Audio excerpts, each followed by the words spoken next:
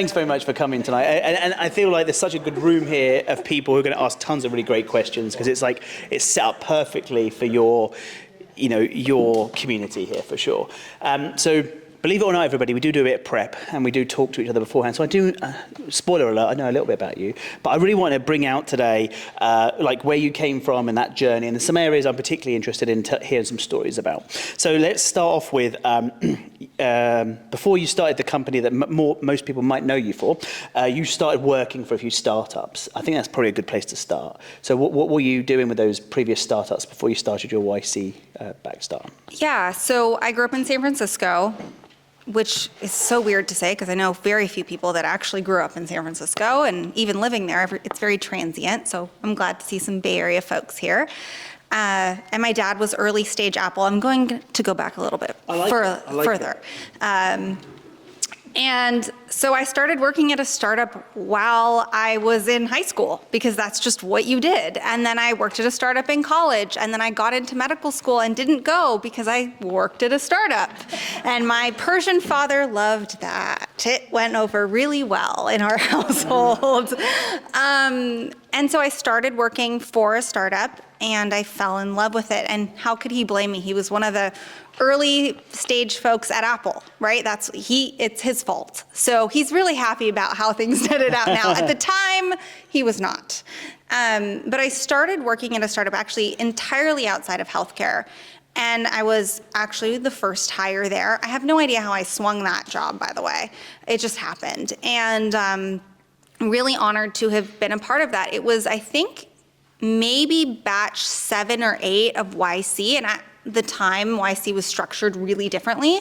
And so I got to actively participate in some of those things and really learn the startup ecosystem from the ground up. So started not in healthcare, and then my undergrad degree was in biochemistry, and I really missed that and really missed helping people in that tangible way. And I went back to grad school for biostatistics and epidemiology and wanted to really get back into healthcare. And so joined as first hire at a chronic and rare pediatric disease company, and transitioned after a while. We were acquired, got us to acquisition by a publicly traded company, and then moved into the rare device space, so rare diseases medical device space, and then went on to found my company. What was your roles in those companies? It's actually really interesting because I held chief marketing officer roles, I held COO roles, I kind of did all of the things. There was no specific area that I focused on. I think even when I founded my company and I was technically COO, I held the CTO position for a few months. So I think when you're first hire, you kind of end up doing a lot more than what's in your job description. And at startups, I don't really believe in titles because I think good founders do it all. Yeah, for sure. So you want this, you wanted to go back into the things you did your education in, but was there particular roles that just felt right? I think it's so important as a startup, we wear multiple caps and we're a bit of a jack of all trades. But was the one that you're like, nah, I love doing this type of stuff? Pediatrics, I've worked helping support children who are literally our potential and our future.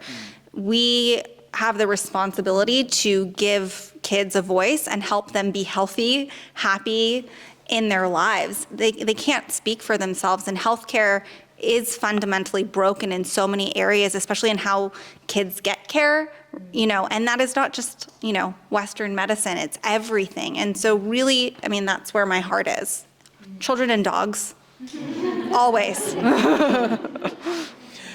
So I want to tap on that a little bit more. So it sounds like an obvious thing to do next, what you went on to do, but was it obvious to you at the time that that's where you wanted to spend your time with children and helping in that area? So I was working in the Bulletin building in San Francisco, which is the old newspaper building downtown, and it was actually a foggy day, which is a lot of the time in San Francisco. Yeah, and my co-founder and I have known each other for 15 years, and he had never been in the healthcare space. That had been my whole bread and butter, and we'd worked together previously before that company was acquired. And he was like, what are all the problems in healthcare? And I was like, okay, sure, let's do that. And so we had started having a conversation. Then I remember I was on a flight and we were just texting. This is how our company started. We were texting Were you trying to build a business here? No. You were just like talking. We're solving problems. Yeah. We just wanted to solve a problem that was in healthcare. And I think we threw out a couple things that some people have started now as companies, which makes me so excited about.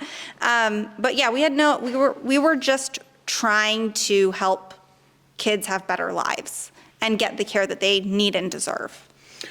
So it's obviously a worthy cause and something that's close to your heart, but was there some part of it like, we could do this, we could pull this off? Was there something in there that kind of got let's do this? What was that moment? I like to say it's that like moment, and for those of you who know what I'm about to say or know what it means, you'll get it, and I'll sort of explain. It was like a brat moment, brat summer moment, or it was a little Delulu moment, right? Like you have that moment where you're like, yeah, we could do that. I don't know, yeah, we could do that. Who could do that? Like, I think there is something that's really important, especially for women and especially for founders, to have that brat Delulu moment where you're like, I know like 10% of how to do this, and I don't know 90% of how to do this, but you have to have that like confidence that you're like, yeah, I could do that. I could do this. Some call it delusion, some call it innocence, but I totally agree that's exactly what you need to do, because some of us will start companies, if we knew what we knew now, we might not have started it. So we need that brat energy, I think, for sure. So with that brat energy, did you take that and then immediately apply for Y Combinator because you were a kind of alumni of it in a way, or was there other routes before you went there? Yeah, it's interesting. So one of our former founders at one of the previous companies that my co-founder and I were a part of, he became partner at YC, and we weren't gonna apply, we weren't gonna do it, and he convinced us to do it. And I think, I really love the YC family. Prior to this, I've been a part of 500 and Rock Health, which Rock Health is completely different than what it used to be. I think that YC is an incredible ecosystem, and it's an incredible community and an incredible family, especially for people who are first-time founders. But if you're also starting a company in a completely different area than you've ever worked in before, it's a really helpful thing. I don't think we thought we were going to do it. And then I have so much to talk about when it comes to YC, but it's such a beautiful place that you really get to grow as a founder, and your batchmates become, people you're connected to for so long. So why were you not going to maybe do it? Because the application is not particularly long for YC. So but the interviews are amazing. But no, why didn't you want to do it? I didn't want to do it. Part of it is, my co-founder had started that company and had applied and been through it before. And part of it is you want to let other people in. Not everybody gets in. You want to give other people the chance. And there's a part that doesn't feel fair. And so giving other people in other companies that opportunity, I do think, is also important. We could have raised from previous investors, so I feel really honored and grateful to have investors in Brave Care who also invested in previous companies. But I think because he and I hadn't started a company in that space together, it was the right decision, and I'm so grateful for that, because we were, I think, the last batch before it went remote because of COVID. And that's a good segue, thanks for that. Because I was going to say, let's talk about timing of this, because that's where the next part of the story unfolds. So you were the last batch, you say, before it went remote. So, so you applied, and then what happened? We had a thing called a pandemic, I think? Yes. And it's really an interesting thing to start a healthcare company right before a pandemic. I mean, obviously, it's something you can't predict. And it's really interesting to start a healthcare company that delivers in-person and remote care during a pandemic. So I feel very honored that we did some of the first COVID tests in the country, that we gave out some of the first COVID vaccines in the country. And we really felt the strain of everything that was going on. I mean, like chaos, but beautiful chaos. And it was a really wonderful testament to our founding team and all of our early employees of how they adapted to the changes and how our business really changed based on current events. So because when you applied for YC, you must have had some of the infrastructure in place, some of the functionality in place to be able to, because YC take people very early in some cases. So you obviously had some of that in place to be able to start servicing the market almost immediately. We did, and we grew in really interesting and different ways to adapt because of COVID. I never thought we would start providing mobile healthcare, and I was, again, on a plane. I make interesting decisions on flights. We bought vans and started delivering mobile healthcare to communities who couldn't get it during the pandemic. That service line did not continue because it didn't make sense after a certain period of time, but it was the right decision at the right time. And there was other investors involved at that time, or just YC? Yes, so we actually didn't do demo day, which is, I think there were only 2 people in our batch who didn't do demo day because we had raised at that time. And then we raised both an A and a B during COVID, which was bizarre, but also really an interesting experience. Yeah. So you had plenty of capital, basically, to go and execute these things and buy vans, things like that. You felt like you had the resources to do that. And was it an obvious decision to do those things, or do you think that was a risk did you feel like at the time it was a risk to do those types of things? There's an interesting choice that we make as founders is, do you bootstrap? How much do you raise? When do you raise? And you're constantly evaluating that, because the moment you have your, friends and family round or pre-seed or your YC, you're already thinking like, all right, the next round, what are the milestones that I will have to hit? And what are the things that I have to do to raise that? I think there were multiple ways that we could have tackled things. When we opened our first brick and mortar clinic, we had the decision to make of, it costs us X to open this and run it, and it's going to be profitable at this point. Do we wait until that point, and then we can self-fund and continue opening brick and mortar clinics while we scale telehealth, or do we get more capital? And we made the decisions that for our A, we really wanted to expand our service line, and that's why we raised, so we could do that faster. With our B, we wanted to move across the country more rapidly. We wanted to combine de novo versus acquisition, which was a good play during COVID, but we strategically made those decisions around why we raised when we did and who we raised from. Love it, and I love the rocket ship nature of that. That's because really, we all think COVID went on for 20 years because it felt like that, but that was a very small period of time that you were doing these things in. So with the brick and mortars, an obvious transition from the vans, tell us a little bit about that. Yeah, we actually started with brick and mortar, and there are some really good stories about that. This is what I'm trying to prime you up for, and let's hear it. Do you want me to tell a good story? I want them all. Okay, so I believe that as founders, you are responsible for every role in your organization, and there's no job too big or too small. And I remember, so one of our first set of clinics was in Portland, and there was a snowpocalypse here that I think many of you might have been a part of. There was also one there. And this was when we were one of very few people who were honored to get the first, tests for COVID and the COVID vaccine. This is when we really didn't understand COVID very well. And I feel so fortunate to have such an incredible team, because our clinic that was one of the only providers of care in the Portland area, because people couldn't get into the emergency rooms, right? So we started seeing everyone, adults, kids, everything. We couldn't get snowplows in. My co-founder and my chief medical officer and I shoveled snow to get people into the building. We had our vaccines, so we had one set of vaccines, and at the time you had to keep them, I don't know if you all remember this, but you had to keep them at a certain temperature, and you had to use them within a certain period of time, and we were gonna lose them because the power went out in the building. Myself and one of our medical assistants hiked 3 miles in a blizzard, packed those vaccines out in snow. There's no job too big or too small, and that's how I run every one of my companies. If there is a time that the best use of my time is to do that, or to write social media posts, or to table at an event, I will do it every single day. There's a famous Y Combinator article about that, isn't there? Make things that don't scale. And I think that's absolutely so true, to be able to do that. And then what you learn from that, that's what the article is about. For people who haven't read that article, it's about what you learn from that is crazy. I mean, I'm not sure how much more you can learn about plowing snow, but I'm sure there's a lot of logistics things you learn that day as well. And so was it obvious that you were going to, because there was a company here, I think it's Curative, that did a lot of PCR testing. But they stayed in that lane, it seemed. I don't know why they didn't go into vaccination or that. So was it kind of obvious to you that you were going to do a bit more of a across the board of all the different things? That seems ambitious compared to these other people who did very, very well, just staying on one thing. Yeah, so we were in both primary care, preventative, and urgent care.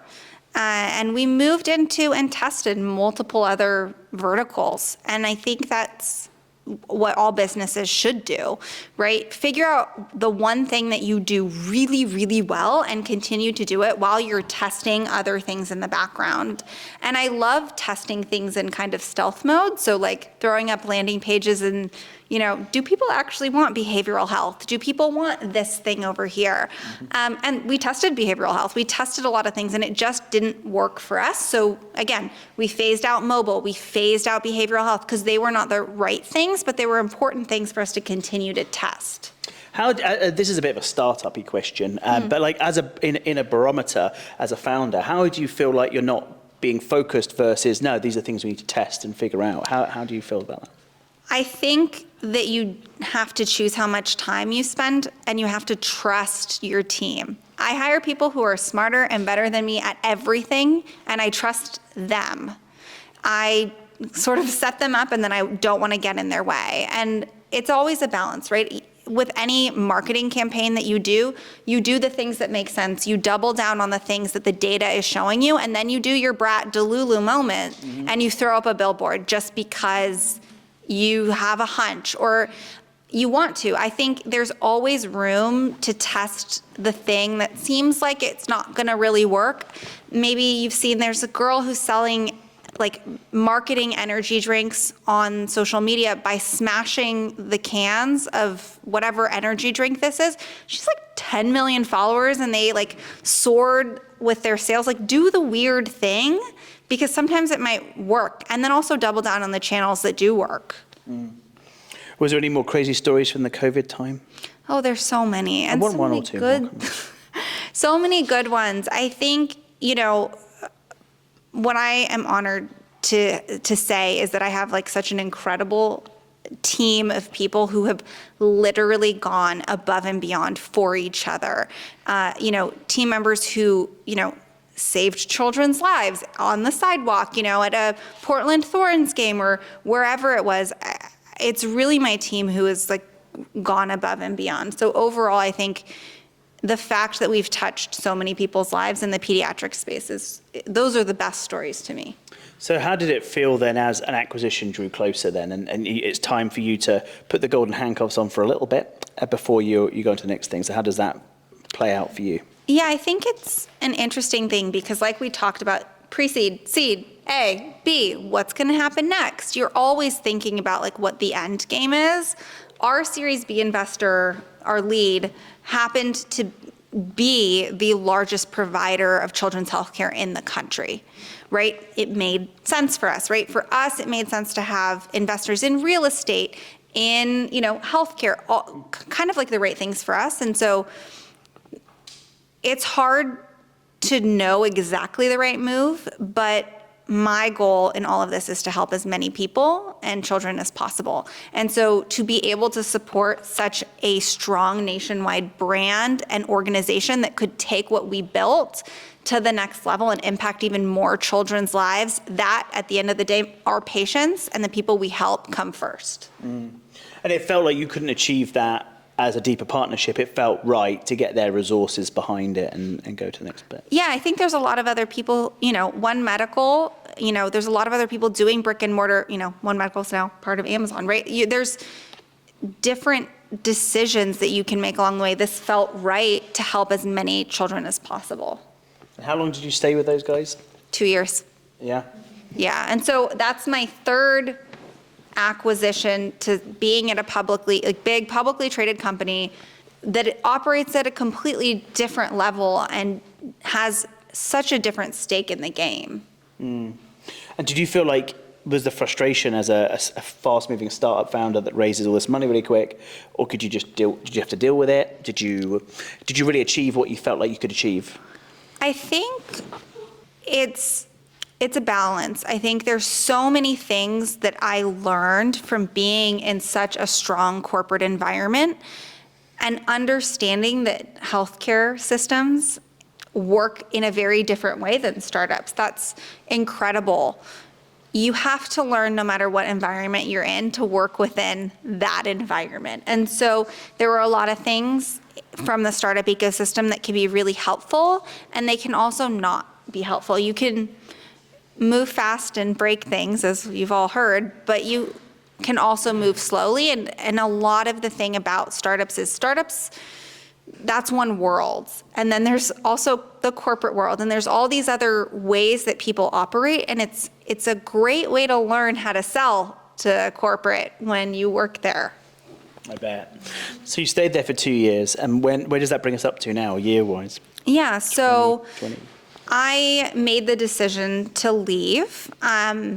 I'm a startup founder at heart, and I made decisions based on where my life is now, the things that I've learned. So I decided to leave, and I'm in really early stages of developing what I'm excited to work on next. And it's an exciting way for me to think about the world differently in the way that I approach starting a company, because I've been a part of that in so many different ways now. I have a really strong inclination towards how I want to do things this go around that are vastly different than what I've done before.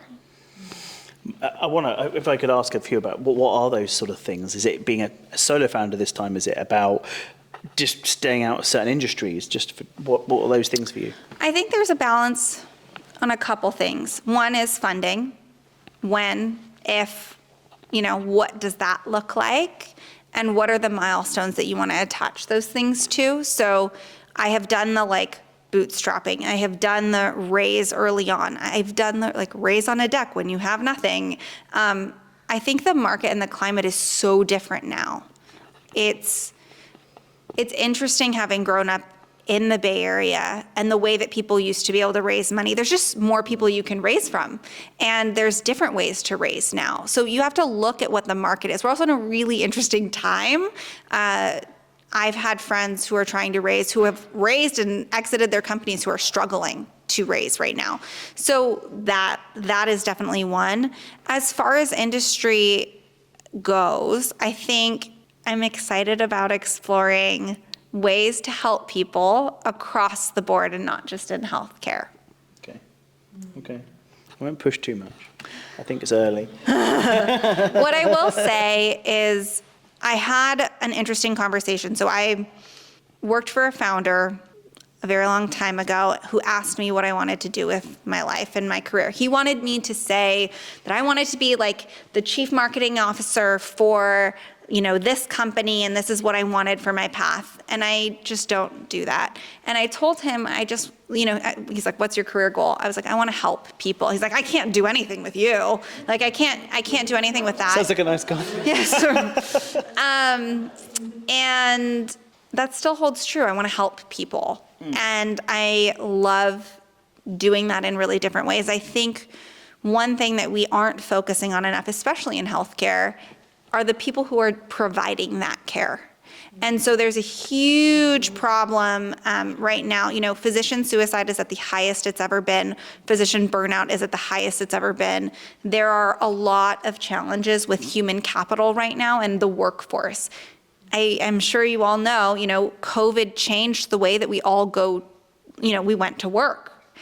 It's interesting, we have all these return to work policies right now. There's a lot that's changing. There's some people who could never work remotely.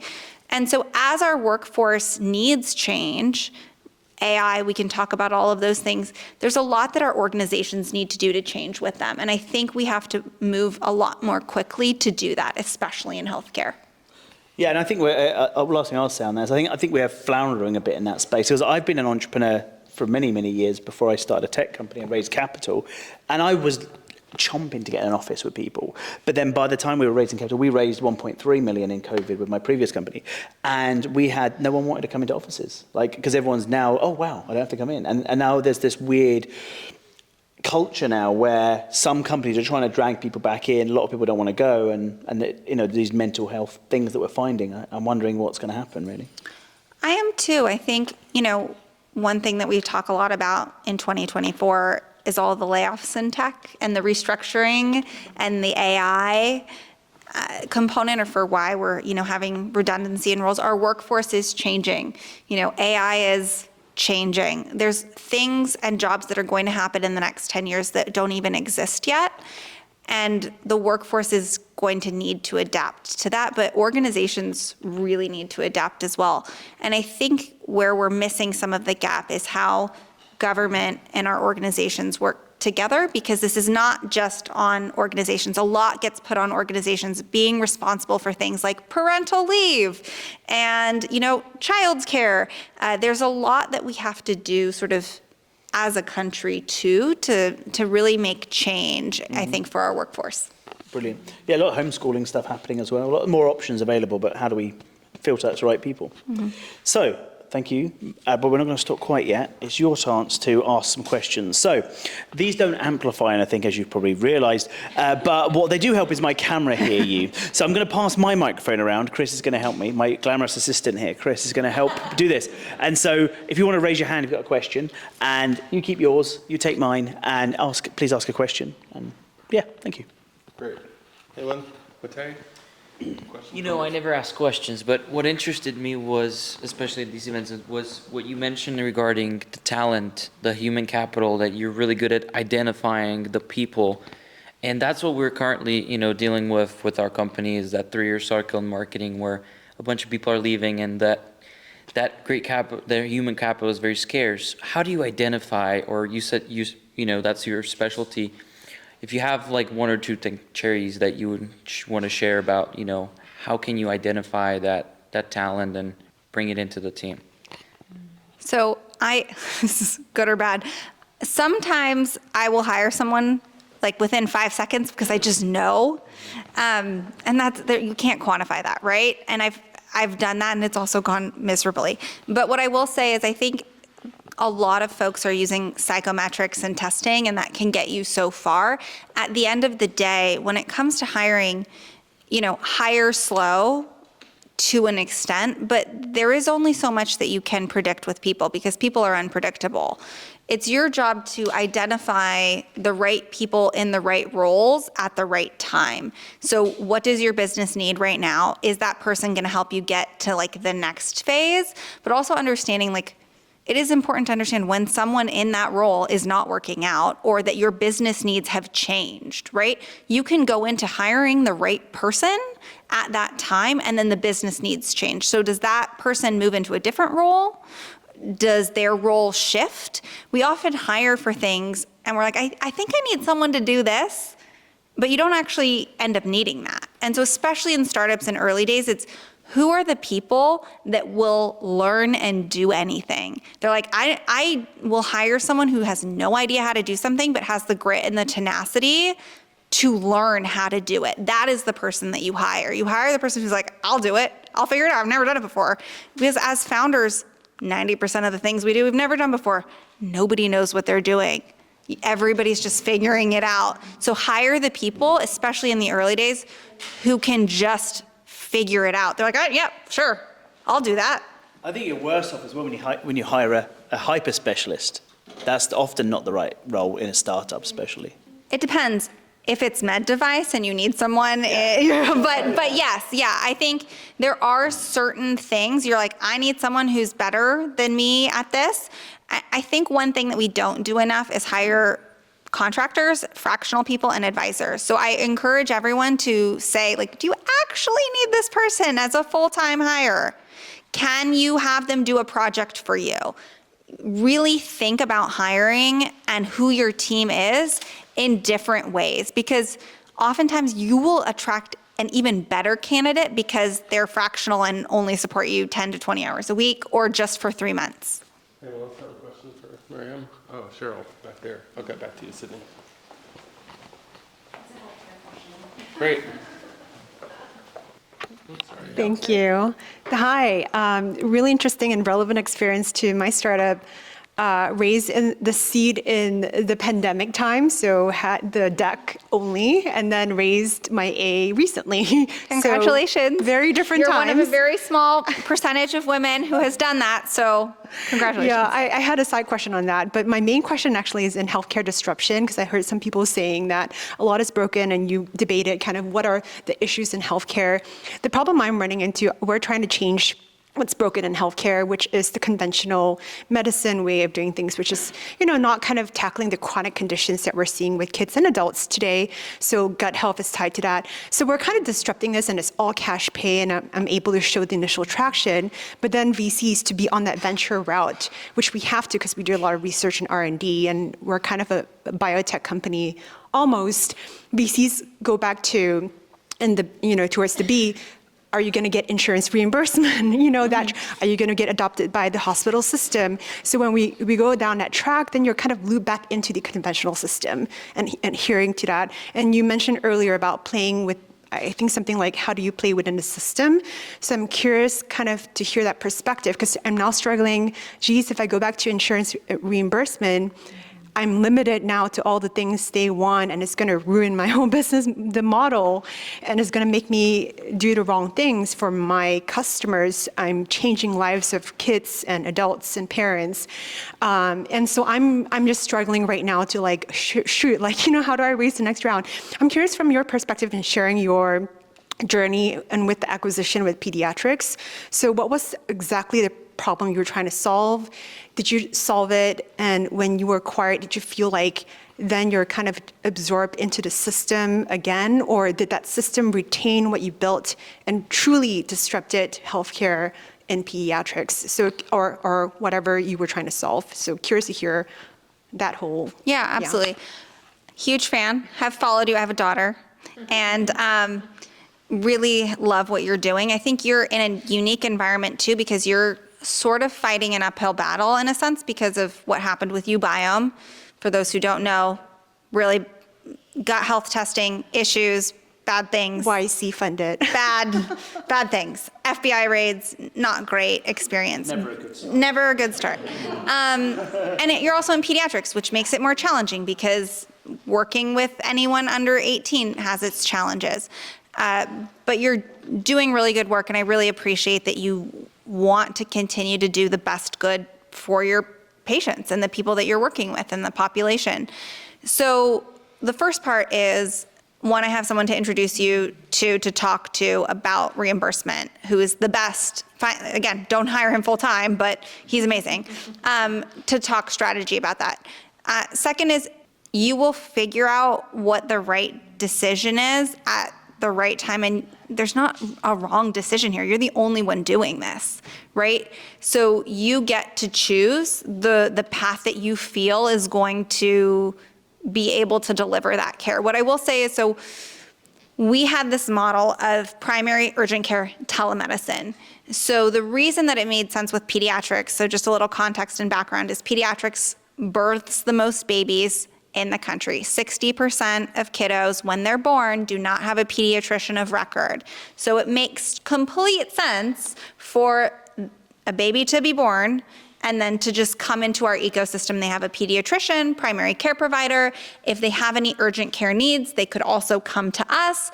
And then pediatrics had ERs and ambulatory services. So cardiology, you name it. So totally in that ecosystem makes sense. When I came on board, a big part of what my job was to expand what we were doing to 200 more locations across the country and expand what those services and those service lines are. And a lot of that is testing. What I will say is, we also scrapped some of the stuff that we were doing in the early days. They just didn't make sense.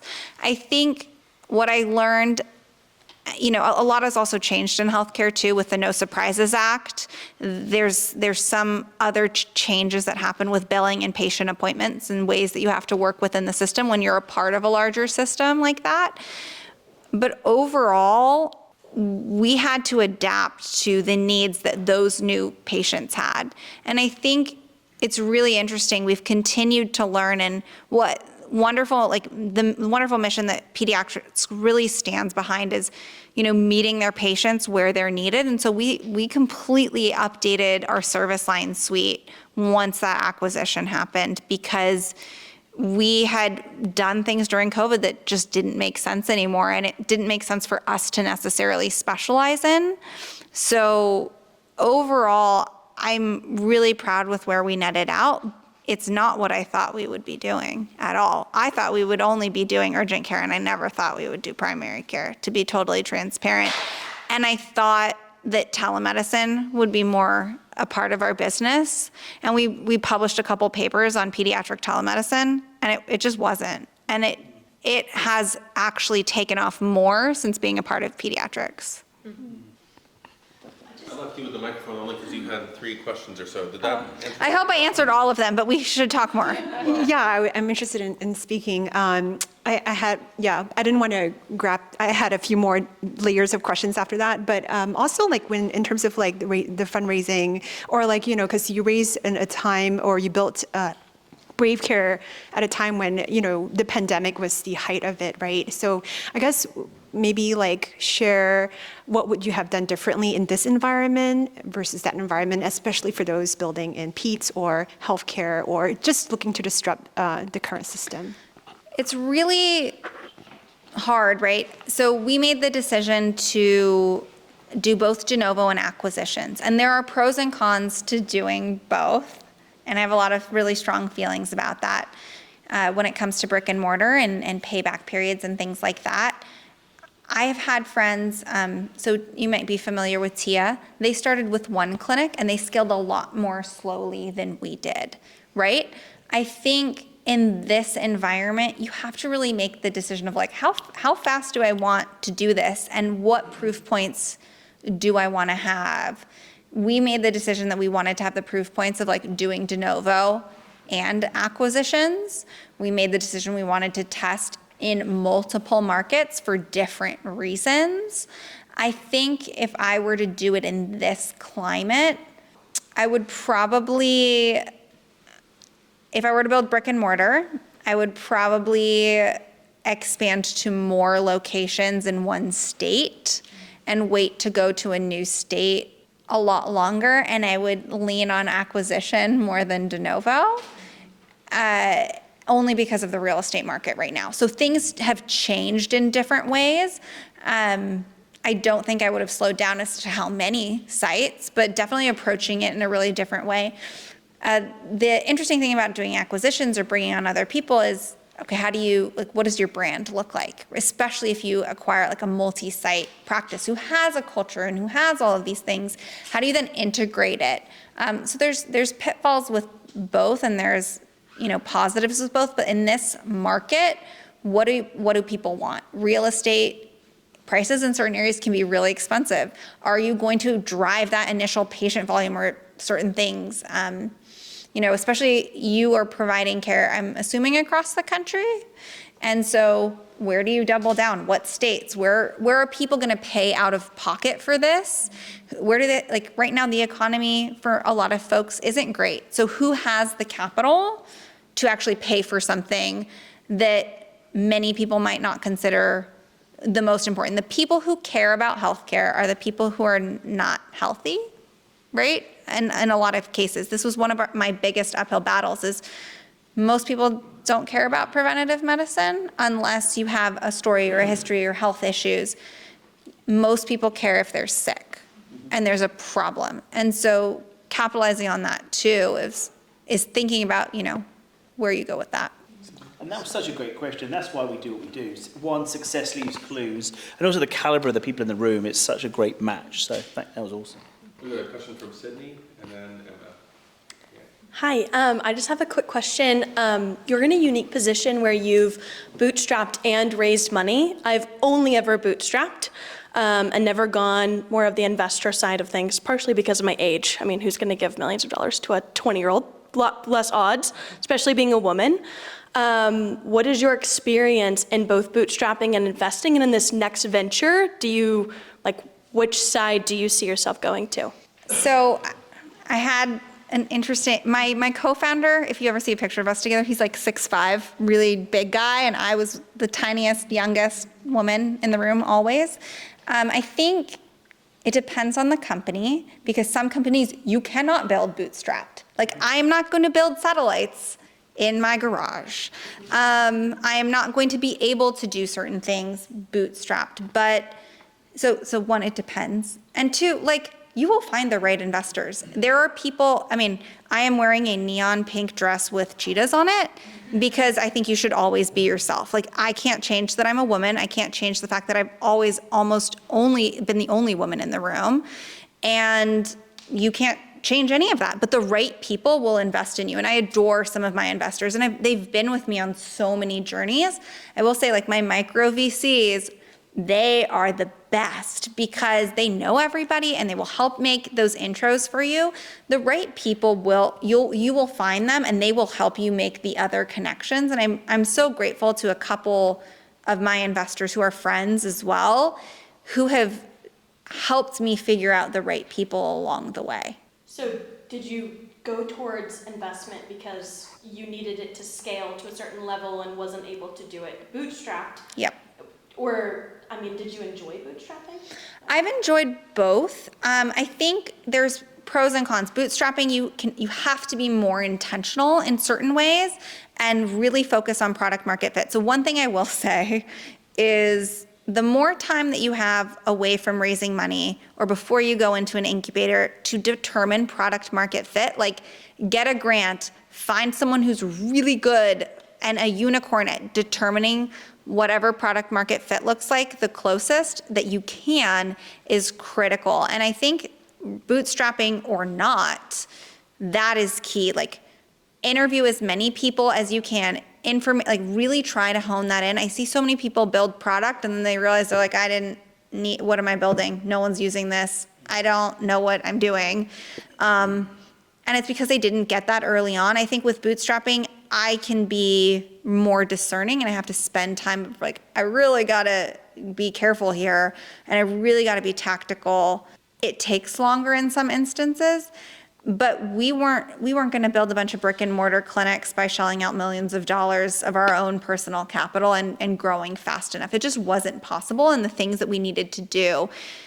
When building a medical entity, we had two different entities too. We had our software and then we had our medical entity. And so that was a completely different ballgame. And we decided we wanted to play in it. You know, we wanted to scale quickly and help as many kids as possible.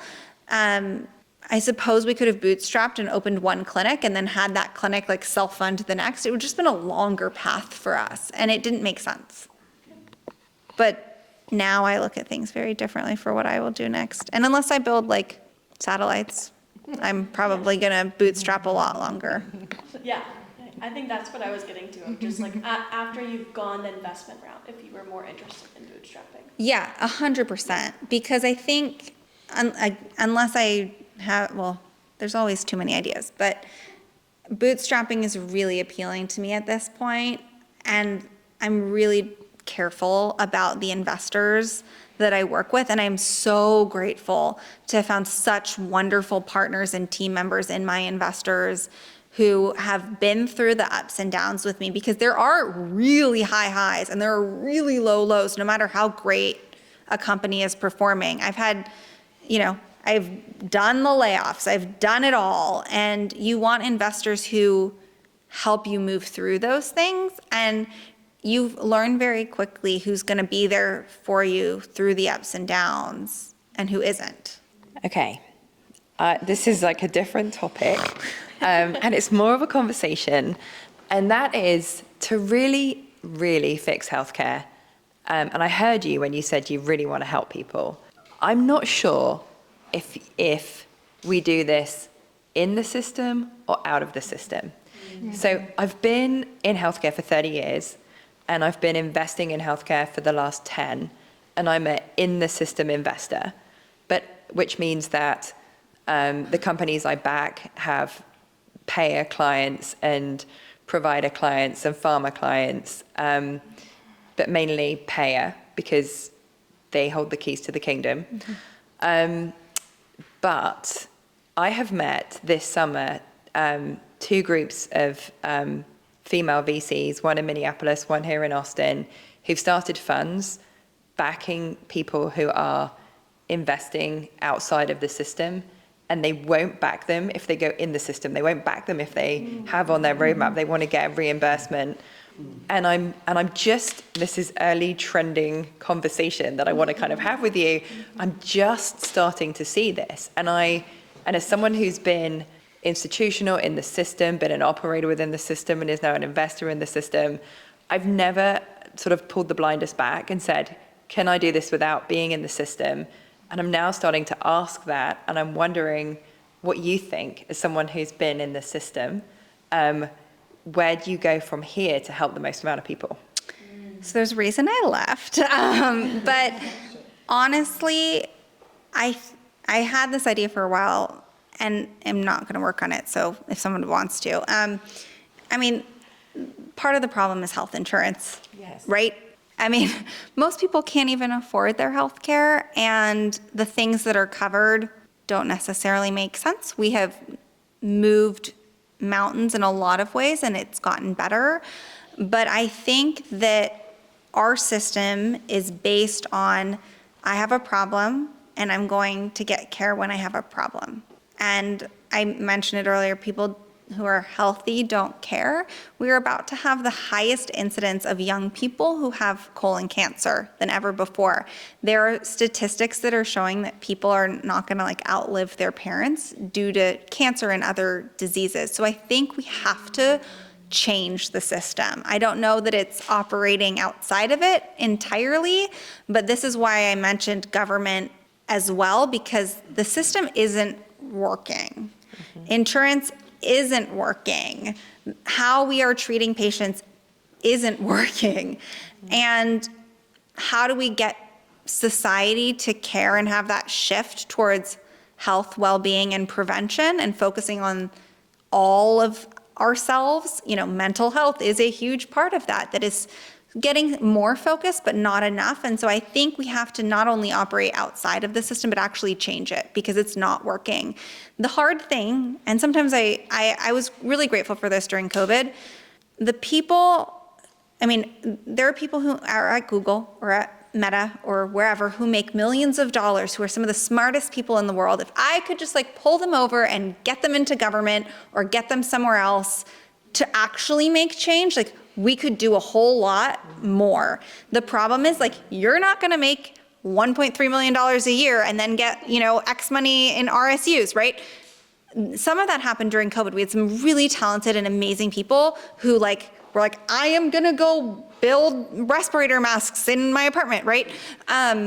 People who should be in politics are not in politics because they don't want to be in politics. And I can't blame them, but I think that we need to change the system. It doesn't work.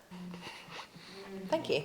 Maybe we can do one or two more questions. Anyone have a question? They'll be trying to talk as well, face to face. I'm not in healthcare, but Or are you saying? I have been traveling the world with these master healers for 7 years, and I've personally watched the blind cured, people in wheelchairs walk, autism cured, cancer cured, people who are in comas for years. These healers walk in, they use some onions and milk, and they walk out. I myself was diagnosed at the age of 17 as disabled and told I would never work, and they healed me. My son had an injury from a medical system, and they healed him. And I'm so surprised. I just love to see how everyone here is so lit up about finding a new way and hearing it, and just curious or planting seeds with you and everyone in this room. You guys are doing it, and it's incredible. And I just wonder if all of you break out of the system the way you're talking about, how you're gonna cure the incurable. If you take your incredible knowledge and wisdom the way you have it, and put some of the doses of these other things in it, I'm really inspired. And I caught you when you said that's why I left the system. And so thank you, and I'm gonna be following. And the question I would ask at the end of this is, knowing all of that in the next move that you make, do you think that you will be adding part of that to this next level revolution? Well, thank you for sharing. Firstly, and I'll first add, we don't understand the human body. There is no one, we recently learned, I don't know if you saw, that they figured out why women get really terrible morning sickness, but nobody still knows what causes a woman to go into labor. How many people go into labor every year? This is the problem, right? This is the problem. We do not understand the human body, and we're not doing enough things to understand it. So that is, again, part of disrupting the system. It is a Band-Aid system where we are, I don't feel well, medicine, whatever, treat it, all right, move on. We need to take a step back and understand. There's a couple companies that are trying to really look at this through AI, through scanning, through diagnostics, and looking at data and information. But I think I'm excited about exploring those things to really, let's understand our bodies a whole lot more. Because if we take that step back and we say, okay, let's actually understand like what is going on. We don't understand why one treatment works for someone and it doesn't work for someone else. There's amazing advancements that medicine has made, and yet we still do not know fundamental things of like why something happens to someone and it doesn't happen to another person. There's great studies on twins, right? Those only get us so far. We're learning a lot more. The trending things are microplastics right now and PFAS and everything. We're learning about these things, but we really need to take a step back and look inward at the human body and all of its interconnectedness. So I look forward to hopefully being a part of that. So powerful. Yeah, maybe one more question for Lisa. You want me to say something, Matt, before? No, I didn't know there was someone else, but that was really uplifting. Thank you. Changing the world. Kind of in the same vein, I noticed during our introduction, we've got a handful of healers in this room who dedicated their lives to helping and healing and curing others who can't do it anymore, who are so crushed in this system that to save ourselves, decide we have to do this another way. I think there is sort of a crossroads at some place of healing and curing, and where there needs to be like the healing power of human connection is so real. We know this, we've all experienced it with our, we're going to drop in with someone and be fully seen in our pain and our joy or whatever it is, which is nearly impossible as a physician, as an internist at the end of seeing your 50 patient round and you have to finish your charting, there's not available for that. So there's so much loneliness on the patient side and the provider side. I'm getting carried away. My question was going to be, because I heard you speak to this, you're caring about how we can care for providers or create a better environment for providers to provide that healing atmosphere. What have you been able to achieve, or what would you like to achieve? Yeah, I'm honored to have been a part of, Pediatrics launched a, Office of Professional Wellbeing, and it's really focused on physician well-being. I think I mentioned highest rates of physician burnout, highest rates of physician suicide. The thing is, again, you have to change the system. So it's rethinking, how do we have our employees show up to work? In a lot of cases, full-time needs to change. What that looks like needs to change. We developed 9 to 5 because we developed 9 to 5. It's like, why are there, the letters in the alphabet that we did? We as a society created that 9 to 5 was the workday, and we did it for a reason. And we're starting to learn that doesn't necessarily work, right? I will say, as a mom, it's not super helpful that a pediatrician office may only open at 10 o'clock, because I don't need help at 10 o'clock. I need help at 7 o'clock in the morning, because what kid sleeps till 10 o'clock, right? I don't know, mine wakes up at 5 in the morning all the time or doesn't sleep. So it's thinking about, okay, this is what our workforce can provide, and this is what our patients need. We need to change what that actually looks like. staffing is one of the hardest challenges in healthcare right now, and figuring that out. I mean, MAs, front desk workers, they have high turnover rates, really, really high as well. There's not enough mental health support for our providers, so that's one thing that I think really needs to change. We've worked on things like mindfulness, but mindfulness and support only go so far. If you have providers who are spending 20 hours charting, they haven't been given any time to chart, they're charting after they get home, they've worked a 12-hour shift, we need to reevaluate, what does a shift actually look like? And how much time are people spending with a patient? Again, this plays into what you were saying, which was like, but how much am I going to be reimbursed for that, right? It is expensive to provide medical care, and this is where the whole system is broken. It is expensive to go to medical school. We have very few people going to medical school, right? We're having the first incidences of where we don't have enough pediatricians, or we don't have enough providers. Why? It's hard to get into medical school. It's expensive to pay for medical school. Then you're not able to see patients for a very long time. So if we start fixing that part, we can start fixing the other parts of it too. And there are other countries who are doing this part better, frankly, and they're doing this part better. And I think it's our responsibility to look at what's working in the system and what's not working. And I think a part of it even starts before people are providing medicine, is how are we supporting people in that journey? Because I didn't go to medical school. I went to grad school out of medical school, but my physician friends and anyone I've ever hired, they're like, I wasn't prepared for the business side of things, for what these parts of patient flow were. It depends on your specialty, but you have to work in such an operational capacity on the provider side of things that we need to better equip folks for, but we also need to change how we operate. And there are smart ways that we can do it, but ultimately I think it is a full systemic change in how we provide healthcare. Some companies are doing it, one in Austin that's now in Dallas too. Modern Pediatrics does home visits now, so we're seeing that trend. Blueberry is doing telemedicine in a device connected and enabled way. I mean, Tiny Health is doing like microbiome things to support kids wherever they are, and helping you look at things that maybe a traditional pediatrician might not have experience in.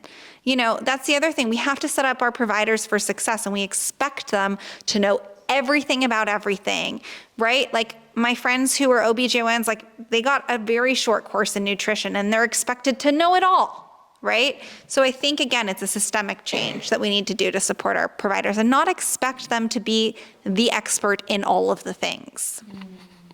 Thank you so much. We'd put your hands together for Maryam.